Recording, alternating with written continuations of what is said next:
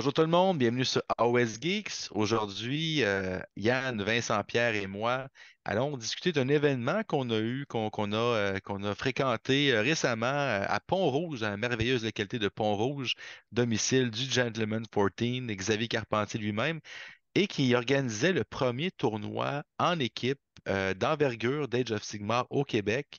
Un tournoi de 64 joueurs, si je ne me trompe pas, 16 équipes de 4 joueurs. Une belle expérience auquel nous avons participé. Nous avons défendu valeureusement les couleurs de AOS Geeks avec Pierre-Louis Sainte-Marie comme quatrième joueur. Donc, euh, d'abord, Yann, en fait, parlons un peu du fonctionnement, du mécanisme du tournoi par équipe. Oui, en fait, donc c'était un tournoi d'une journée. Donc, c'était comme les tournois d'une journée classique. Il y avait trois affrontements où chacun des quatre joueurs de l'autre équipe affrontait un joueur de l'équipe adverse. Puis donc, les points puis les victoires des quatre joueurs étaient cumulés pour savoir quelle équipe finalement avait remporté le duel. Puis ensuite, c'était un classement le classique par victoire et par nombre de points. Donc, comment l'appariement entre les adversaires se faisait? Donc, on avait imprimé donc quatre copies de nos listes, en fait, et chaque capitaine présentait au capitaine adverse une liste qui était le premier défenseur. Ensuite, comme le capitaine réagissait en proposant deux listes d'attaquants. Donc, chaque capitaine se retrouvait à cette deuxième étape-là à avoir, dans le fond, deux attaquants qui allaient pouvoir affronter le défenseur qu'il avait proposé. Donc, il choisissait lequel des deux attaquants allait affronter son défenseur. On se retrouvait donc avec deux attaquants, un attaquant par équipe qui n'avait pas été choisi. Donc, ces deux attaquants-là se retrouvaient à être associés, à être pairés. On avait donc trois équipes, trois joueurs qui étaient à parier. Il nous restait une liste dans les mains de chacun des capitaines. Automatiquement aussi, ces joueurs-là étaient à parier. Donc, c'est un effet domino comme ça qui découlait du choix du défenseur qu'on proposait, puis de l'attaquant qui était choisi parmi deux choix par le capitaine adverse. Donc c'était stratégique, mais en même temps, il y avait un peu d'aléatoire parce qu'on ne savait pas nécessairement quelle liste l'autre allait choisir ou pas, et ainsi de suite. Donc c'est quand même intéressant comme mécanique, mais ça avait l'avantage d'aller rapidement, là, comme le pairing, ça prenait peut-être une dizaine de minutes maximum, puis on pouvait commencer la partie. Exactement. Donc, on était pairés. On va faire un petit résumé en fait là, de nos listes respectives et également de nos parties. Pour ma part, j'ai joué une liste Lumineux. On voulait avoir, je pense, le rôle qu'on m'avait envisagé.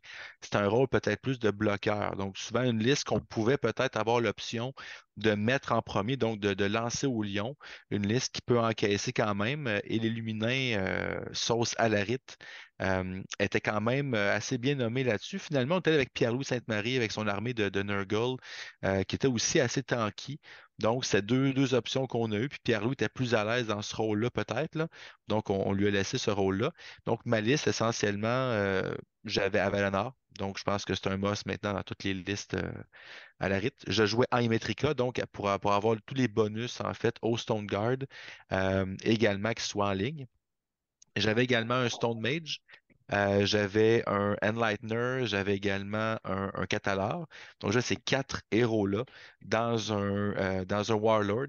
Donc, pour avoir le point de commandement, et j'avais choisi un domaine de sort additionnel pour que tous mes mages aient le sort Speed of Ish. Donc, une liste à la rite, très, très peu de mouvements de base. Donc, avoir cette possibilité-là est vraiment intéressante. Donc, partout sur la table. Donc, même si je perds un mage, j'ai encore ce sort-là. Et j'avais trois unités de 10 Stone Guard en ligne pour faire vraiment, qui étaient dans le bataillon Expert Conqueror. Donc, pour avoir justement là, cette présence très très forte là. J'avais 5 Blade Lord pour compléter mon Warlord pour protéger le Enlightener, donc pour avoir quelques blessures additionnelles. Pour les sorts aussi, je vais peut-être le mentionner, en fait, le Enlightener avait la protection de Ish, donc pour le 5 plus invulnérable. La Catalan avait Total Eclipse pour le double point de commandement. Le Stone Mage, j'ai oublié le nom du sort, mais c'est les blessures mortelles sur les 5 et les 6 pour une unité de Stone Guard. Donc, c'était un petit peu le topo. Et j'avais également deux unités de 5 Dawn Riders avec comme sort Searing Heat pour réduire le mouvement. Donc, deux unités en Bounty Hunter. Et j'avais également la rune de pétrifixion pour justement là, faire des blessures mortelles additionnelles. Un très, très bon sort persistant. Donc, c'était ma liste. Toi, Yann? De mon côté, je suis allé en Cool Boys parce qu'on voulait une gun line, donc Mhm. une armée de tir. Donc, je suis allé avec la liste assez classique que je maîtrisais assez bien. Donc, j'avais 18 Bolt Boys, donc une unité de 9 puis trois unités de 3. J'avais le Sludge Raker pour booster les blessures mortelles de mes tireurs, avec 20 gobelins en allié pour des points de vie pas chers parce que mon Sludge Raker, qui était mon général, avait le trait de commandement Egomaniac, donc qui lui permet de renvoyer sur 4+ les blessures qu'il subit à une unité alliée à côté, connue sous le nom de Gobelin, qui était là pour mourir et servir d'écran aussi Oui. contre, évidemment. J'avais aussi un chaman pour le poison aussi, puis pour un sort maintenant qui peut lancer en plus de Mhm. mettre le poison. Donc, pour donner le poison à mon unité de 9 Bolt Boys pour vraiment là, maximiser les dommages au tir de cette unité-là. Et finalement, j'avais Kragnos pour aller chercher de la projection, du contrôle d'objectif, parce que les Cruel Boys, c'est une armée qui facilement, surtout quand on joue beaucoup de tireurs, on n'a pas de contrôle d'objectif, on est très fragile, donc et on n'avance pas, on a 5 pouces de mouvement. Donc, Kragnos venait me donner de la projection, du corps à corps et de la possibilité de bien contrôler un objectif au moins. Donc, c'était ma liste. Et de mon Toi, côté, Vincent? j'avais pas un rôle particulier. On m'a juste dit, joue tes Nighton parce que ça va bien que tes Nighton, puis c'est pas mal bon contre à peu près n'importe Oui. quoi. Fait Ouais. que j'avais ma liste habituelle, dans le fond, à des X-Ray en écran, 3 unités d'X-Ray. J'avais un gros marteau parce que je joue Scarlet Doom de Blade Guys qui allait faire des Mhm. mortels sur la charge. J'avais le Cruel Gas, le Guardian of Soul et un Spirit Torment, des Spiritos pour Classique. les tanker des blessures, puis des Murmon Banshee qui sont tellement bonnes. Fait que après quelques petites unités, mais c'était essentiellement la liste que je joue tout le temps. Et ça a bien été, là, somme toute. Ouais, vraiment. Ouais, Mm. Ouais, c'est une liste prouvée et éprouvée. c'est Donc, ça. tout à fait. Donc, premier match-up, on est jumelé contre des camarades à Pierre-Loup et moi, donc un groupe de Trois-Rivières, notre gang, team belliqueux. Donc, on avait Vincent, tu as joué contre Pierre-Olivier Savard, Yann, tu as Hmm? joué contre Pierre-Luc Héroux, moi, j'ai joué contre Marc-André Héroux, et on a fini donc avec un 2 victoires, 2 défaites, mais au cumul des points, en fait, notre équipe a marqué, je pense, 2 points de moins. Donc, pour le résultat de match-up, on a perdu la première ronde. Pour ma part, j'ai joué contre les Ossiarques de Marc-André. Ossiarques, depuis leur petite fac et tout ça là, en Petrifex Elite. Donc, ça peut passer le Ren par-dessus les Alarites. Et Hmm? donc, ça n'a pas été un match-up facile. Puis c'était sur Steel Nest. Donc, 8 objectifs. Ma liste n'est pas faite pour vraiment occuper de la table.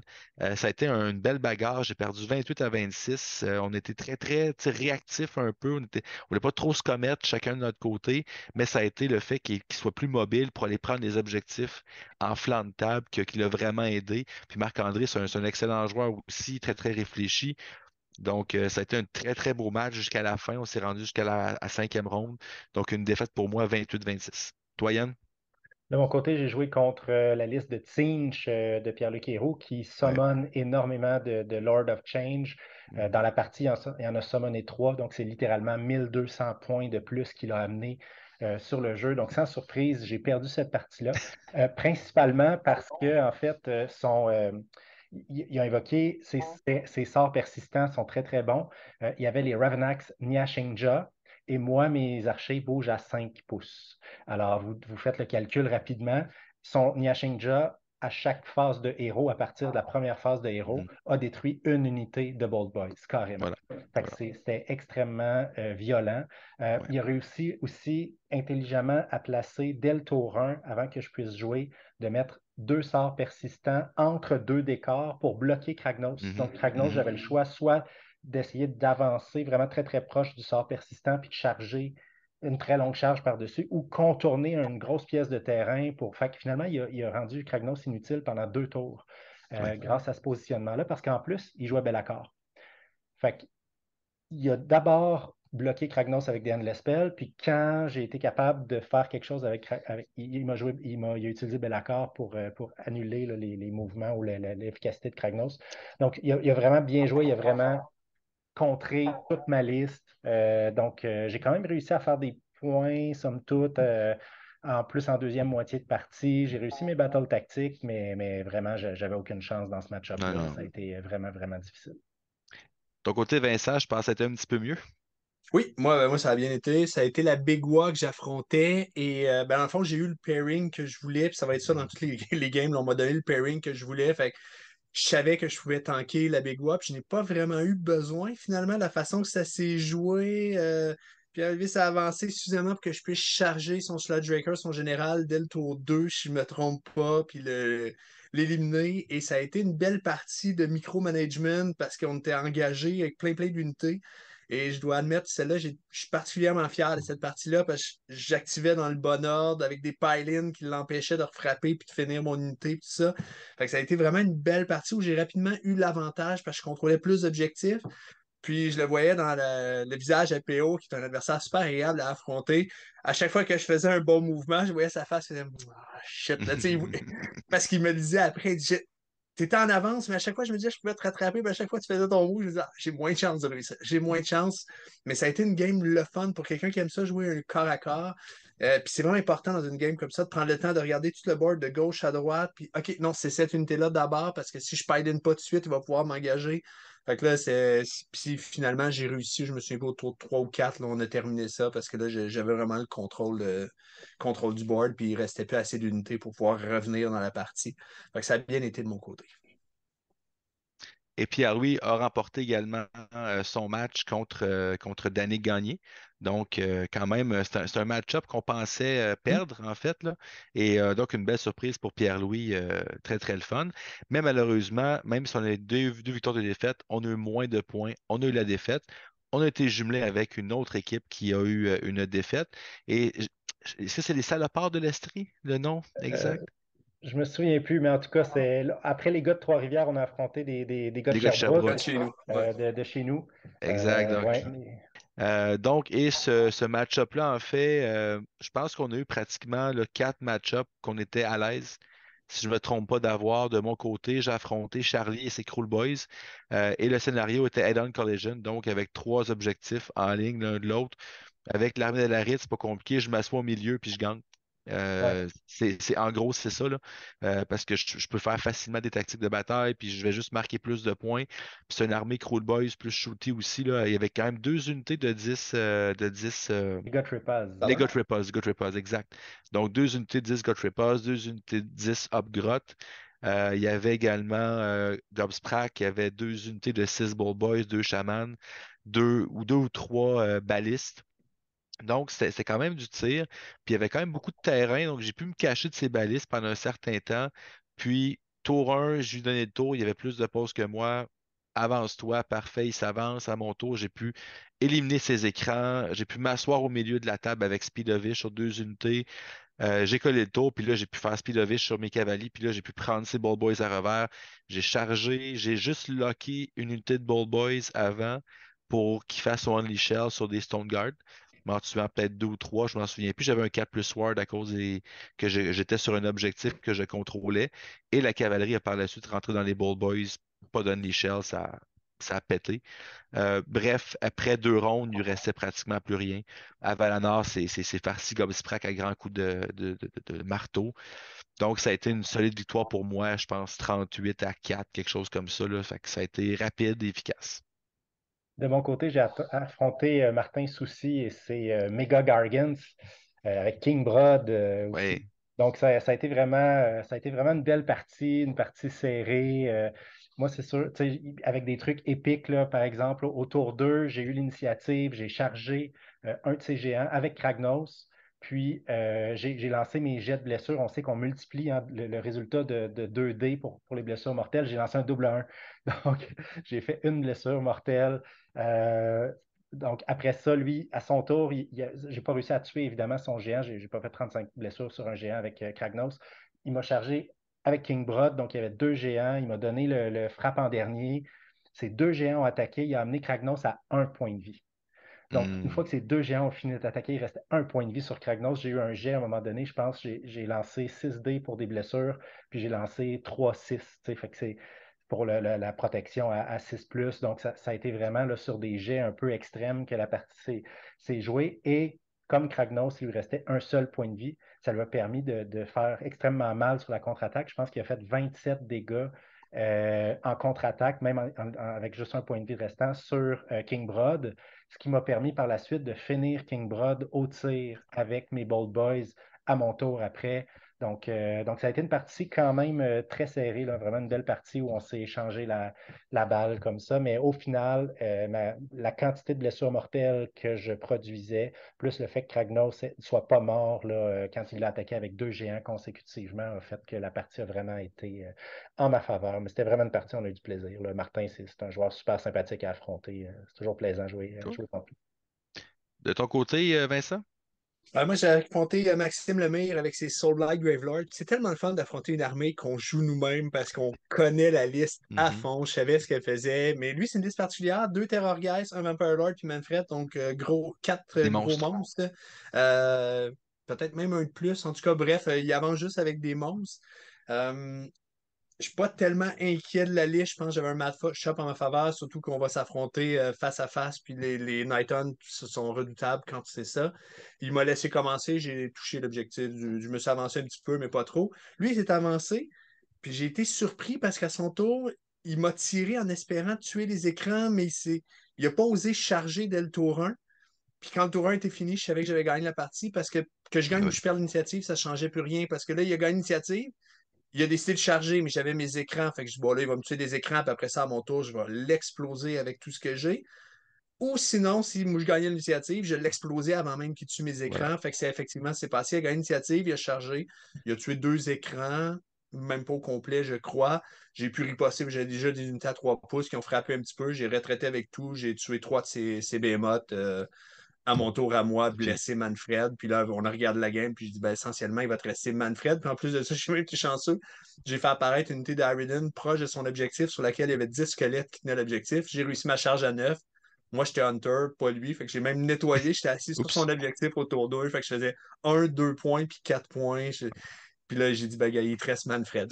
Fait que je m'en occupe même pas. Tu peux, sauve-toi avec, essaie de tuer quelque chose. Il ne pouvait plus reprendre les objectifs. Ça a été fini.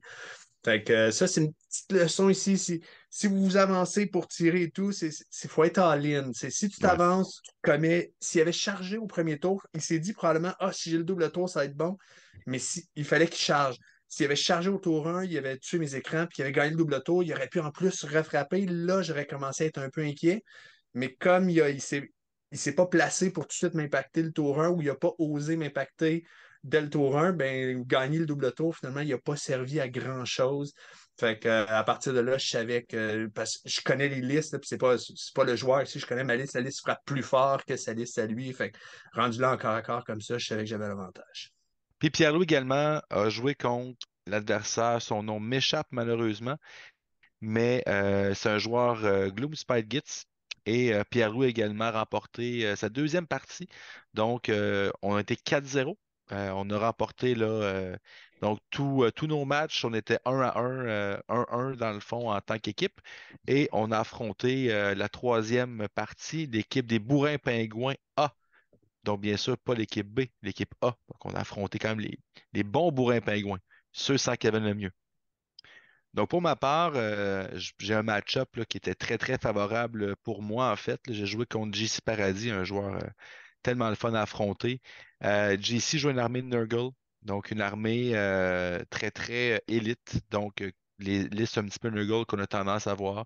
2 Lord of Affliction, 4 mouches, 2 mouches, 2 mouches, 2 x 5 Blight Kings. Donc, une armée pas de magie, une armée pratiquement pas de tir et qui table sur la résilience, ben parfait. Donc, ça a été, on jouait sur Price of Galet. Donc, un autre scénario qui m'avantage beaucoup parce que les objectifs sont quand même relativement centraux. Donc, j'ai pas à m'éparpiller trop. Et ça a été un mur de Stone Guard. Donc, j'ai joué en premier, il a fait ses mouvements pré-partis avec ses mouches. J'ai été chanceux quand même. J'ai réussi à tuer une mouche avec la combinaison de mon sort persistant et du tir d'Avalanche. Donc vraiment, un des très très bons jets de ma part. J'ai fait, je pense, 4 ou 5 blessures mortelles avec mon sort non sauvegardé par son 5+ Ward. Et Avalanche, je pense, j'ai fait 6 blessures avec son tir unique. Donc j'ai réussi à tuer une mouche avant tout. Un bon petit dégât de plus. Mais il s'est avancé dans le fond à mon tour 1. Je me suis avancé. Son tour 1, il m'a chargé en fait, là, et ça s'est englué avec de 10 Stone Guard à 3 points de vie chacun, à moins pour se faire toucher, à 5 plus Ward. Tu sais, j'étais buffé, là. Tu sais, le fait de commencer, j'ai pu vraiment m'asseoir au centre, prendre un objectif avec mes cavaliers. That's it. Ils n'avaient pas mis Proving Ground. Je ne sais pas si c'est par oubli ou par le fait que lui, seulement ses mouches étaient apportées, mais j'ai profité de cette erreur ou de cette décision-là pour asseoir mes cavaliers, prendre l'objectif. Lorsqu'il a avancé ses mouches pour me le voler, j'ai retraité. Donc, j'ai minimisé les dommages. Lui, c'est vraiment séparé, mais il est rentré dans mon front avec des mouches. Fait que j'ai juste tué ces mouches-là et à mon tour, j'ai ouvert les valves, double Speed of Ish avec l'Enlightener. Des Stone Guard ont chargé, j'ai tué ces 4 mouches restantes. Bref, après la deuxième ronde, en fait, il lui restait ses deux Affliction, puis je pense qu'il restait un paquet de Blight King. J'ai remporté l'initiative et il m'a serré la main.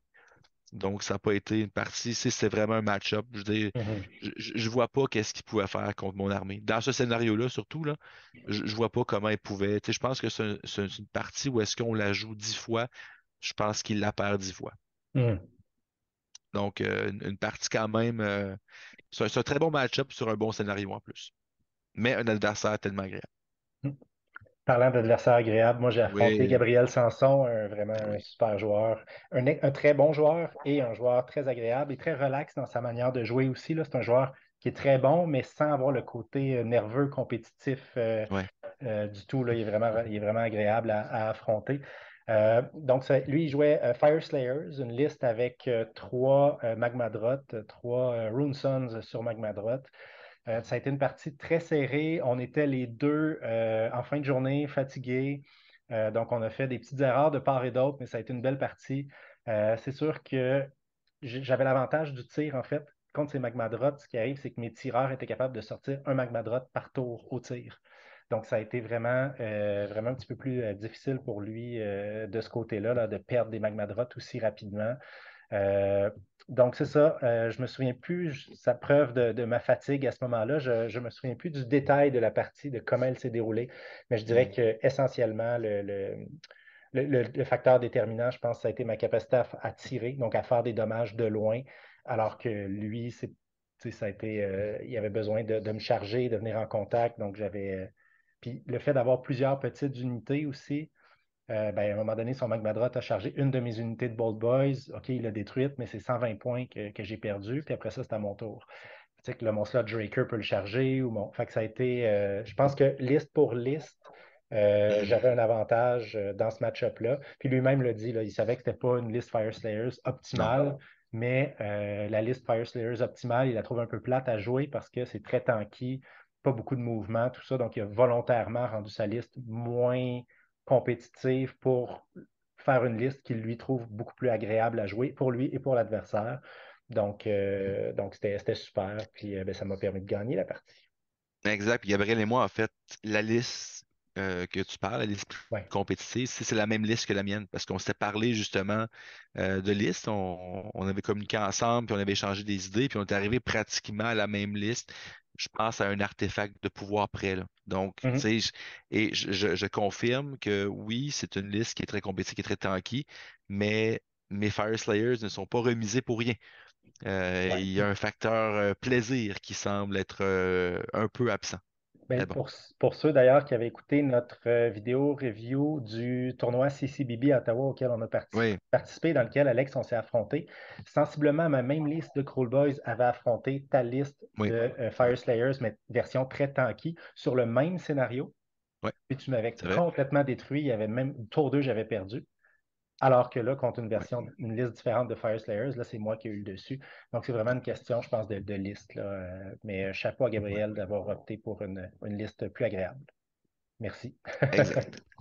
Et toi, Vincent, ton troisième match-up? Moi, j'ai affronté Jean-Nicolas Richard et pour la petite Oui, histoire, quelques semaines plus tôt, Jean-Nicolas était venu chez moi, joueur super sympathique, on a eu super le fun à affronter, là, vraiment, vraiment, j'ai eu du plaisir avec lui. Il était venu chez moi jouer, puis il avait joué exactement sa liste Stormcast contre ma liste Night Hunt que j'ai à peu près pas modifiée pour le tournoi. Donc, on s'était affronté et il connaissait pas suffisamment le Night Hunt. Il avait fait une erreur dans la petite partie chez moi. Il avait pas tué mes écrans, il avait essayé de tuer les héros. ce qui avait marché, mais somme toute, mes écrans avaient pu tanker ses fulminateurs, puis après ça, j'avais riposté. Là, il s'est dit, je ferai pas la même erreur. Il me laisse le premier tour. Et à son tour à lui, avec ses long strikes, avec les tirs de ses fulminateurs, les tirs des dracottes, avec les tirs des crossbows, je me souviens plus de quelle unité là, qui est sur des dracottes aussi. Il réussit vraiment un bon tour de tir. Il tue un écran. Puis je m'étais mis un double écran parce qu'en provision du double tour, je voulais pas que mes Galatian vétérans se fassent toucher par ces fulminateurs qui sont Hunter parce qu'ils auraient explosé. Fait il a vraiment fait la bonne stratégie. Il s'est avancé avec ses fulminateurs à 6 pouces. Fait qu'il avait une charge à 6 pouces. Il s'est gardé son CP. Il avait appris de son erreur. Il savait c'est quoi le plan de match pour me battre. Sauf que les dés ont décidé qu'il n'allait pas gagner ces games-là. Il a roulé sa charge à 5. Il dit, ah, je l'ai raté. Je la relance. Il roule un 5 ou un 4. Et là, ses fulminateurs sont à 6 pouces de moi. On roule pour l'initiative. Je gagne l'initiative. Fait que des fulminateurs qui sont pas sur la charge et qui se font charger, ça a vraiment pas le même C'est impact. moins bon. C'est moins bon. Moi, j'ai pu en plus ramener des modèles parce que j'avais le Guardian of Soul qui ramène des modèles, le Spirit Torment. Et j'ai rentré et à partir du tour 2, déjà, j'occupais 4 des. En fait, je pense à la fin du tour 2, j'avais 5 des objectifs, même s'ils n'étaient pas tous activés. J'étais partout sur le board. J'ai gagné l'initiative, je pense, le tour d'après, en plus. Fait que là, on s'est serré la main au début du tour 3, il n'y avait plus rien à faire. Il a été bon joueur, là. Il dit, écoute, là, je veux pas être mauvais joueur, mais je peux rien faire. Je dis, non, gars, déjà, c'est parce qu'au tour 3, quand il a activé l'objectif, j'ai vu qu'il hésitait quel objectif j'active. Puis je me dis, pourquoi il hésite? Il prend celui dans sa. Ah non, Là, même c'est s'il prend fini. celui dans sa zone, je vais le prendre aussi. Fait que j'avais le contrôle du board. Mais pour de vrai, ça aurait été tellement différent. Le jet de dés qui a raté sa charge à 6, s'il l'avait eu, il aurait atomisé 2 de mes unités qui étaient Ben oui, Galatian. Puis après ça, s'il avait gagné le tour en plus, il aurait enfoncé mes héros. Il avait vraiment une chance, il a bien pensé. Les dés ont juste pas voulu, fait que ça s'est ça arrive terminé des tour fois. 3. Merci, Ouais, bonsoir. Et lui, il repartait parce qu'il y avait de la route à faire. Fait que ça s'est terminé là, mais une belle partie. J'espère pouvoir le réaffronter et que ce soit plus le fun pour lui la prochaine fois. Ça m'est arrivé dans un tournoi à Toronto, rater une charge clé à 5 pouces, même en la relançant. J'avais fait un double 1, relance, je lance un 3. Rendu là, tu te dis, bon, ben, regarde, c'était une charge clé, j'ai C'est fait ça. ce que je pouvais faire. Tu n'es pas supposé statistiquement rater une charge à 4 ou à 5 deux Ouais. fois, mais ça arrive une fois de temps en temps. Là, Mais c'est oui, arrivé, puis comme tu dis, c'est les dés qui décident de l'issue de la partie. Exactement. exact. Et de son côté, ben, même si on a eu 3 victoires de notre côté, Pierre-Louis s'est incliné contre Anthony Brousseau et son armée de Skaven à saveur Scryer. Mais quand même, la partie était très mal partie pour lui, mais a remonté la pente pour chauffer un peu les fesses Anthony. Mais on avait 3 victoires, une défaite, donc on a gagné ce match-up-là, ce qui signifiait qu'on terminait 2 victoires, une défaite, et ça nous avait eu la troisième place. Donc, quand même, un résultat fort satisfaisant pour une première expérience. Moi, je sais pas pour vous, mais j'ai vraiment aimé le concept de tournoi en équipe, même si à 4 joueurs, on n'a pas l'impression que les choix tactiques étaient si au rendez-vous que ça au niveau des match-ups. Je pense qu'on s'était peut-être un peu surfait les match-ups, puis on se rend compte que finalement, on n'a pas tant le contrôle que ça. Mais moi, j'ai aimé l'expérience de hey, comment tu as fait de points. Ah, c'est pas super. Les tactiques sont faites. Ah, super, c'est bon. J'ai aimé ce petit feeling-là. Qu'est-ce que vous en pensez, vous autres? Oui, ben, même avec toi, hein. D'ailleurs, le fait qu'on ait réussi, même dans nos défaites, à aller chercher beaucoup de points, tout ça, ça nous a permis de finir la meilleure équipe des deux Oui, 1 c'est et ça. de finir finalement en troisième position. Donc, oui, ce principe-là, où même si tu perds, tu peux aider ton équipe en maximisant les C'est ça. points. J'ai trouvé ça vraiment intéressant. Je pense qu'un format à 6 joueurs serait peut-être plus tactique au niveau des appariements qu'à 4 joueurs. Oui, Euh, Idée comme ça, Xavier, si jamais si tu veux changer le format pour l'année prochaine. Mais vraiment, non, c'est super. Ça change des tournois individuels aussi. Là. Je trouve que l'approche est différente, la construction de liste même est différente. Donc, oui, j'ai trouvé ça très, très intéressant. Et on se retrouve dans des match-ups idéalement favorables autant que possible. Mais des fois, non. Fait que c'est ce qui est différent du tournoi où là, tu affrontes juste la personne qui a fait autant de points que toi et de victoires que toi dans les c'est ça. parties précédentes, là, en individuel. Ouais, ouais. Exact. Ouais, moi j'ai aimé la petite discussion qu'il y a avant quand on fait les pairings, puis là on se parle, puis Ouais. c'est comme par exemple la dernière partie où Pierre-Loup a perdu, c'est que personne ça nous tentait vraiment d'affronter les Skaven, parce qu'on dit oh ça va être difficile, moi je dis ah ça fait trop de mortels, je veux pas affronter ça. Pierre-Loup a dit que regarde moi je vais le prendre, puis moi en échange tu me donnes Storm Cash, je pense que je devrais être correct si ça roule bien. Fait que la petite discussion qu'on a Mhm. ensemble, comme tu dis, même une partie où tu dis, OK, là, j'affronte la pire liste de l'autre armée, mais dans le fond, j'ai été jeté en dessous de l'autobus, là, mais je vais la prendre celle-là, puis je vais juste essayer de maximiser les battles tactiques, faire le plus de points pour mon équipe. Je sais pas, quelque chose de le fun, si on est en gang, puis tout ça, mais on joue quand même des parties à Ouais. 2000 points. Un coup, on commence à jouer, ben, on joue notre game comme on la jouerait normalement, mais en voulant maximiser les points. C'est sympathique comme expérience. Honnêtement, je pensais pas aimer ça tant que ça. C'était un matin où on se levait pour aller à Pont-Rouge, c'est loin de Sherbrooke. C'est Là. On était pour vous comme autres, moi, ouais. Yann, honnêtement, dans le tour, on était fatigué et tout. On a joué la game, puis j'ai juste hâte à l'an prochain de revivre Ouais, l'expérience. Là. vraiment. Puis là, on va peut-être même encore plus penser nos listes. Je pense que les adversaires vont faire la même chose. Il y a toujours une surenchère qui se fait dans le niveau compétitif à Ouest au Québec. Là.